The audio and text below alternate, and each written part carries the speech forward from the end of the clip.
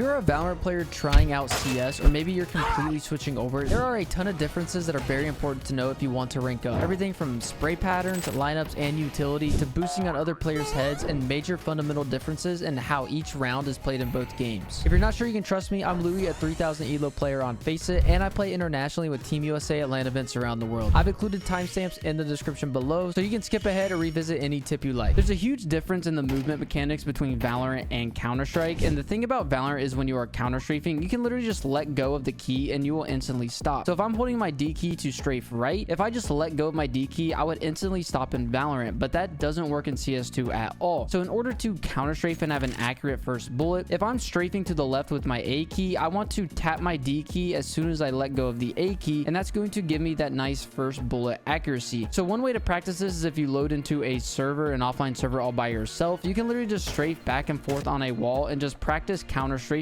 to get into the habit of actually doing it. Another thing you can do is play some pre-fire maps, so you can get that good crosshair placement down and you can get your counter-strafing on point. Now, since the movement speed is a lot faster in CS than Valorant, one thing that we can abuse is peeking. And one way of peeking that you can't really do in Valorant is shoulder peeking, where we're just showing our shoulder to a part of the map to try to bait some shots out or gather some information. So to make sure that you are doing this peek efficiently, no matter where you are on the map, all you want to do is just make sure that you're not actually seeing the angle that you're trying to jiggle out for information. So if I knew maybe there were some players in mid and I wasn't too sure and I wanted to find out, chances are if window isn't smoked, they're obviously not going to be holding me. So I would sit here and just try to jiggle out like this, and if no one is shooting me, I can keep going out even farther, just trying to jiggle to see if anyone's going to start shooting me. This is something that you guys should definitely abuse, especially in 1v1 clutches if you're trying to get any information. Like if you plant the bomb over here towards default and you think he might be towards CT, you can literally just walk up and just start to shoulder a little bit to get the information, and then you could easily just run away. One of the most fun mechanics in CS2 that Valorant doesn't offer is player boosting. So on certain parts of the map, you can actually boost on someone's head. And a good example of this is on Mirage, where let's say maybe the T's are out fighting towards mid. I can get a player to boost me over these cap bricks, or I could even jump on top of it just by him boosting, and we could double fight anyone over here towards Valley. Now in Valorant, if you do boost on a player's head, you obviously know that you just fall off and slide off, and that's actually a thing inside of CS2, where if I were to put another bot on top of this player's head, you'll see that if I get on top of this player's head right here, I'm going to just instantly slide off. Now triple boosting isn't impossible, but usually you're just going to be boosting on top of one player's head. There's a lot of options on where you can boost, and you can also abuse timings with boosting as well, where if I were to place a bot right over here towards B, instead of me jumping into apps, I could just get fast boosted like this and beat a lot of timings towards the T's. So boosting can be used to either abuse timings, or it can be used to just abuse off angles, where if I put a player over here behind triple, if I were to boost on his head, I would have a nice easy off angle towards anyone coming out ramp, and chances are they're not going to be pre-aiming this angle at all. So there is a lot of cool spots that you can boost on other maps. Like Anubis, you can boost behind smokes, or on Ancient, where if the CTs throw a bad elbow smoke, you can boost over that too and punish any players going up catwalk. Now the most important part of this video is angles. You never want to hold an angle inside a Counter-Strike, just because of, first off, we have a lot of peekers advantage because we're playing on a poor tick rate, and also people move a lot faster than what it was in Valorant. So in Valorant, you could definitely just hold an angle and kill somebody, but in Counter-Strike, you want to make sure that you're always moving. So if I wanted to hold this top mid line from Cat, I'd want to be sitting here just jiggling out like this. Even if I'm over here towards A and I'm holding this cross towards A, instead of me just holding here, I want to make sure that I'm always peeking. So when this guy decides to peek me, I'm already full accelerated, and it's also giving me a nice peeker's advantage. So always ADing and understand how to move in this game is very important. It's not simply just about counter-strafing, but you always want to be active and always be moving. Now we are going to cover first bullet accuracy and why it might be losing you some kills in CS, but first let me tell you about the Monkey. Skins Monkey is a CS2 skins trading site marketplace that provides an instant way to get new skins. The favorite thing about Skins Monkey is that I can trade skins that I no longer want and trade it for a skin that is equal value. If you use code LouisCS2, you get a $5 bonus on your first trade, and if you want to buy skins, you can get a 30% deposit bonus plus an extra 5% using my code. The link is down in the description. Thank you Skins Monkey for sponsoring this video. Now in CS2, every gun has a unique spray pattern, so we can see the AK-47 pattern here, we can see the AUG spray pattern, and we can also see the M4A1S. All these patterns are very consistent, and you should be trying to master these spray patterns instead in Valorant of the recoil pattern just being totally random and you're kind of just guessing half the time. So I will link this map down below so you guys can practice. So you can literally just aim at this dot, follow the green dot on the screen, and this will literally just help you line up your recoil. So another good example is the AK as well. This spray pattern can be very hard to learn, but once you kind of get the fundamentals of it, it's very easy to understand. And my biggest tip for spray patterns, which pretty much works for every single gun, is is all you have to do is just pull down and go slightly to the right. And if you're not killing someone by the time the spray pattern starts to turn to the left or the right, chances are you just need to practice your aim a little bit more. Now, the first bullet accuracy inside of Counter-Strike isn't as good as it is in Valorant. If I was to shoot my AK right here, you can see my impacts of the AK and how pretty much all the bullets are going around the center of my crosshair. Now, this is something that you have to get used to, but there's one way that you can ensure that the first bullet accuracy inside of Counter-Strike doesn't matter at all. And you can see I have the hitboxes of a player model right here. You know, let's say you aim a little bit above the head right here where you're still on it, but the bullet decides to go up here above his head. Clearly, you're going to miss the shot. You want to be aiming around the neck level, and the reason you want to do that is just because of how the player models are. No matter where I am on the map, I'm always going to be guaranteed a headshot. Now, another tip for you guys as well for pistols, since the first bullet accuracy isn't as good, if you're someone that likes to use the USP, you can see that if I decided to shoot at a wall, you can see the bullets again are going around the crosshair. So what a lot of pros like to do with the USP is they like to almost spam for the kills. So it's very important that you do understand the first bullet accuracy. You want to make sure that you're giving yourself a little bit reassurance by just 2-tapping or 3-tapping when you see an opponent. Just like that bot right there that I just shot, you could see that I shot 3 bullets and I got him with a 3rd. Now, since we're on the topic of first bullet accuracy and how it's not very good, one thing that you can also do with rifles is just by bursting. Now, the bursts are very consistent inside of CS. As you can see, my bullets are literally just going where my crosshair is. And since the first bullet accuracy is not as good, one thing I can do is just sit here and burst at people. So a good way to practice this is just getting a map like this, which I can link down below. Now, when you are bursting at a distance, you want to make sure that you are pulling down. And a lot of you Valorant players are probably familiar with bursting since the spray patterns are very consistent. And you just want to make sure that you are abusing this inside of Counter-Strike. And you also want to practice the strafing as well, so you're not just trying to strafe around and not counter-strafe. So now let's move on to utility, talking about smokes. Now, smokes are very important because we don't have an iPad to just click down a smoke where we want it. So you actually have to understand lineups. And smokes are one of the most important grenades in the game, because a good example of this is on Mirage. You want to make sure that you have smoke so you can actually take middle. And one of the most important smokes is the top mid smoke. And instead of clicking on an iPad, you actually have to line this smoke up. So it's important that you guys go and learn really important smokes. And I've made some videos in the past where I go over the most important smokes on every map. So if you guys learn these smokes, it'll definitely help you a lot. It's important that you know the most important, but you also have to understand what smokes are used for, and they're used for taking map control. So example, this top mid smoke that lands here, this is going to help us get out towards boxes and help us take mid, which is pretty much the same as how a smoke would work in Valorant, where you're trying to take map control. So if you guys do learn the nice simple lineups where you can smoke, you know, over here towards top con, you can smoke in con, you can smoke instant window. These are really important to throw just to help your team to take this map control and just counter any CTs trying to fight you guys in whatever part of the map you're trying to go to. Now, flashes in CS2 are not ability based like they are in Valorant, so these are another important grenade that you obviously need to buy. But one thing that you guys need to learn about flashbangs is that it's pretty much just timing based, and you need to understand the physics of how to throw them. So obviously, like if I'm coming out A and I have teammates scaling, I can just rip a flash over here to blind anyone that is playing towards top con or jungle, and understanding the timings and the physics of this will help a lot, because there's 3 options that you can throw a flashbang. You can either left click the flashbang, that's going to give it the most full momentum throw. You can hold left and right click, which is pretty much just a medium throw, and then you can just hold your right click button, which is pretty much just a self pop flash for yourself. Now, understanding on how to use these can help your teammates a lot, because another example, if we decided to take mid, let's say someone got out towards boxes and the CTs were pushing up mid, I could just throw a flash right in front of him, understanding the physics of how flashes work, and he could just swing out and just mow all these CTs down that we're trying to push in Valley. So now we have the Brimstone Molly. Now, since every single player can have a Molly in CS2 instead of Valorant, where it is agent based, it's very important that you understand what a Molly is used for. Now, a Molly is used for just literally just blocking areas of the map. So if we wanted to go out mid, I can Molly connector to block anyone running through con, or if I'm on the CT side of Mirage, it's used to just block towards ramp and just cancel any pushes that are trying to happen early. Now, Mollies are used for pretty much anti-rush. So if you think someone is rushing, you want to make sure that you are mollying the area of the map, like towards upper B. You can throw an early molly that mollies pretty deep, so anyone that wants to rush towards B either has to take a lot of damage, or they're just going to cancel their whole strat because they don't want to run through a Molotov. Now, another way that you can use these as well is flushing out opponents. So if you are on a retake, you can always just throw mollies like over towards bench. There's a lot of places to just flush out opponents where you may not be able to do in Valorant. And another thing is for post plants. If you guys did play Valorant, you probably know that Brimstone had a few lineups just to deny the plant. So if the bomb was planted over here towards front default, you guys can learn lineups that can just help deny this defuse, where you're throwing Molotovs off walls, or maybe you have certain lineups to just literally just deny the plant, pretty much like it was Brimstone in Valorant. Now, the HE grenade is one of the least important grenade to use, but one of the new meta things that CS2 added was as breaking smokes. So if you ever think someone's going to execute on a site, it's important to buy an HE just so you can break a smoke and just catch any T's crossing. Or if you are on retake and maybe the T's want to smoke towards top con, it's important to use these grenades to literally just break smokes. Now, another thing that you could do is double HE with a teammate. So if you do think someone might be rushing out ramp and you don't have a Molotov to block for the anti-rush, you and a teammate could just double nade in ramp and get a nice free kill on anyone rushing out towards A, because these will do pretty much 50 damage if they land right on top of an opponent. So not only will these HE grenades be used to break smokes, but can also be dealt for free damage. Like a good example, if you are a connector player, instead of just mauling top mid for them to run out, you can just throw an HE up there, understanding the physics on how to throw it, and just get free damage on anyone trying to sit behind the top mid smoke or scaling out towards mid. So unlike Valorant, instead of your agent determining where you're playing, in Counter-Strike, the spot you're playing determines your position. And what I mean by position is, first you have your extremity players, which would probably be like your Cypher or your Sentinel inside of Valorant, and these are going to be your anchors. So these guys are going to be valuing their utility, trying to hold on to it and just delay any time for anyone trying to come out towards A or over towards the B site here on Mirage. So if this guy was jump spotting over towards B, he would want to hold his utility just because he is an extremity player. And if they do decide to start to pop towards B, he would just use his utility to try to just block and deny any space they're trying to take and hold for any rotation trying to come in. Now, if you're playing anywhere towards mid like cat, connector, or window, you're pretty much just a rotator player, or more like a duelist where you're trying to take fights or just rotate around. But if you're someone that like to play a sentinel position, it's good that you're playing on the extremity part of the map, because chances are you understand how to hold a site. If this video helped you, make sure to check out this video that will fix your aim forever in CS2.